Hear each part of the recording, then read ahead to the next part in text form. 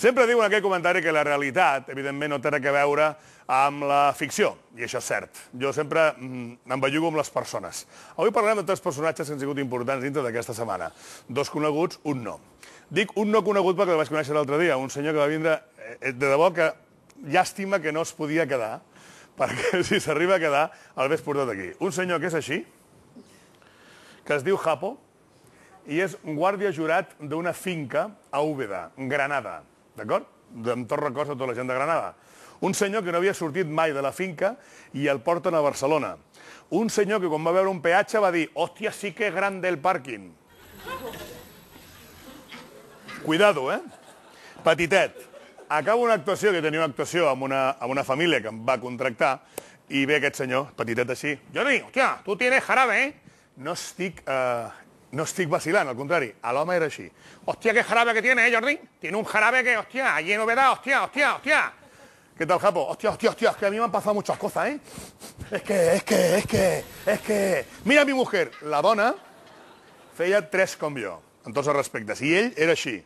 Es que cuando estamos juntos, digo, ostras, parecerá que haga el amor con el crucifijo, claro, porque, ostras, se ha caído el crucifijo perquè és petitet així, prim. ¿Se recordava el Luis Cuenca? Pues era gros, el Luis Cuenca, al costat d'aquest tio. Em va dir que es va passar anècdotes, que ara no ve al cas, però mitja hora trucant al jefe de la finca, mitja hora trucant que no es posava el telèfon, fins que li van dir que estava trucant des del comandament a distància de la tele. Cuidado, eh? Això és cert, no estic dient cap broma. Un home que diu, ostres, es va anar a la llum i va caminar durant una hora i mitja 7 quilòmetres al voltant de la finca per anar a trucar per telèfon, perquè pensava que la llum, el telèfon anava per la llum.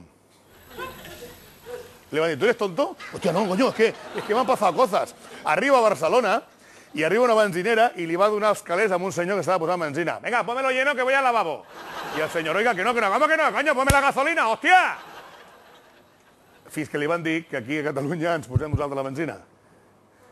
Ell pensava que tenia que donar-li els calés a una persona. De debò que, si me oyes, que no me oirás, porque te habrás ido, Japo, et dones compte que el del factor X és una mariconada i tenien que buscar el factor W perquè, sincerament, a aquest país hi ha personatges que valen la pena.